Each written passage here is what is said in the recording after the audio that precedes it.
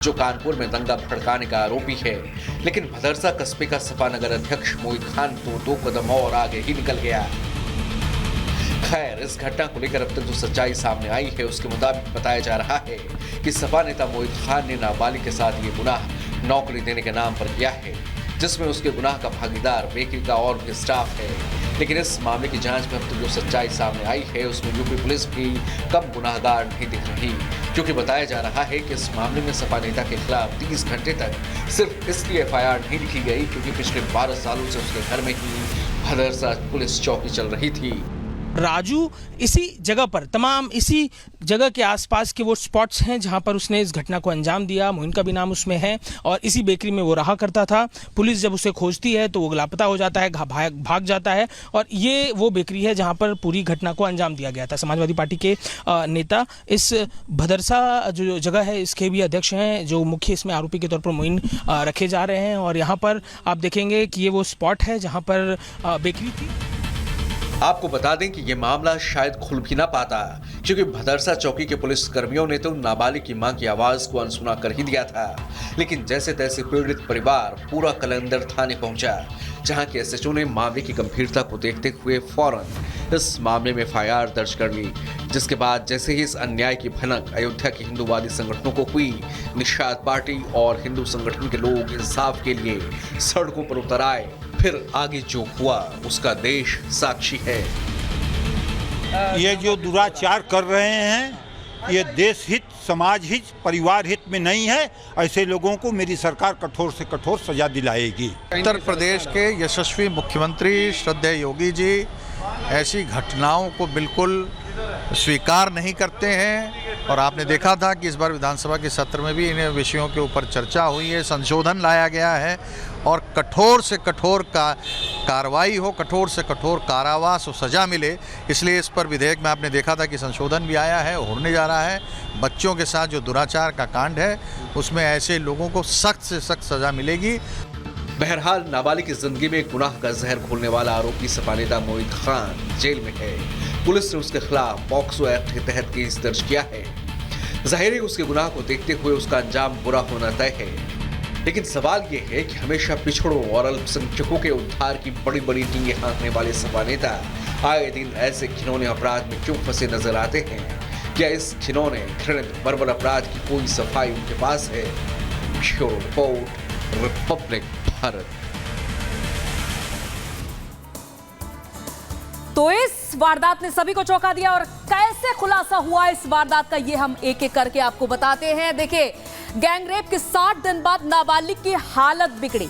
जब हालत बिगड़ी तो पेट में अचानक से दर्द होने लगा। नाबालिग के पेट में दर्द होने लगा। इसके बाद माता पिता बच्चे को अस्पताल लेकर के पहुंचे। देखिए, और डॉक्टर ने नाबालिग के प्रेग्नेंट होने की पुष्टि कर दी है।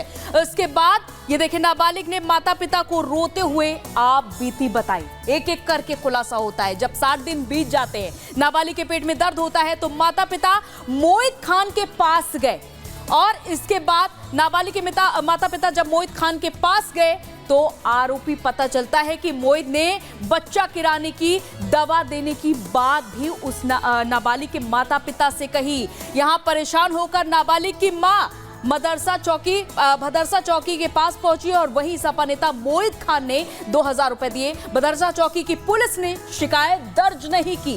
इसके बाद निराश परिवार थाना पुराकलंदर गया, जहां पुराकलंदर एसएचओ ने पॉक्सो एक्ट में एफआईआर दर्ज की।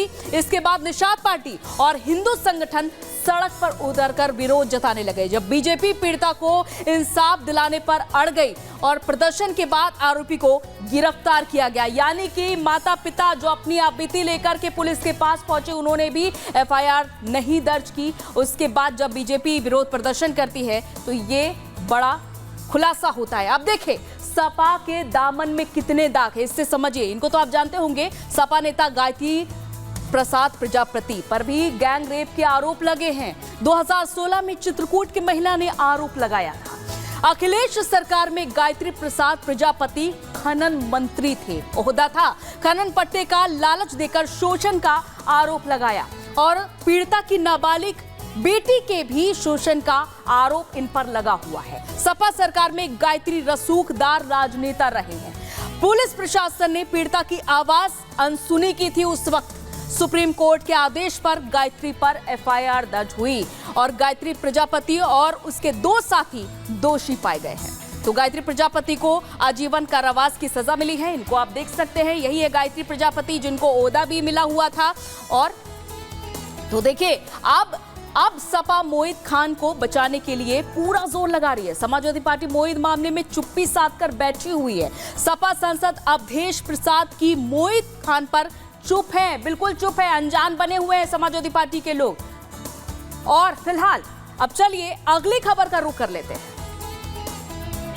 चलिए आगे बढ़ते हैं, इंटरनेशनल खबरों का रुख कर लेते हैं और खबर देखिए इजराइल से है। इजराइल ने अपने सबसे बड़े दुश्मन यानी कि हमास चीफ इस्माइल हानिया को ईरान की राजधानी तेहरान में मौत के घाट उतार दिया। और इसके बाद से ही जो दुनिया है वो अनजाने खौफ के साए में लिपटी है और सवाल कर रही है कि इजराइल के इस कदम के बाद अब ईरान आखिर क्या करेगा। क्या ईरान से अब अगले विश्व युद्ध की चिंगारी उठेगी? क्या कहती है रिपोर्ट, आपको दिखाते हैं।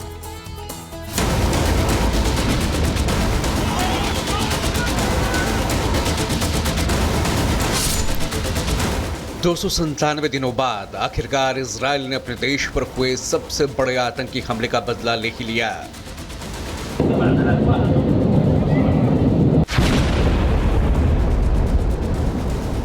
बदला भी ऐसा कि इजराइल ने ईरान में घुसकर दुनिया में आतंक का सबसे खतरनाक चेहरा बने हमास चीफ इस्माइल हानिया को मार गिराया। बेशक अपने सबसे बड़े दुश्मन को ढेर करने के बाद इजराइल शांत होगा, बदला पूरे होने के बाद नेतन्याहू के कलेजे को ठंडक मिल चुकी होगी। लेकिन सबसे बड़ा सवाल ये कि क्या घर में घुसकर किए गए मेहमान की हत्या के बाद क्या ईरान शांत रहेगा?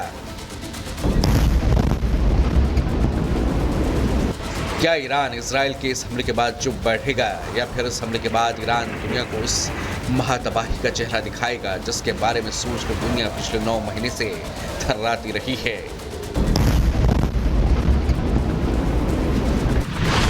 इस्माइल हानिया ढेर, इजराइल बब्बर शेर।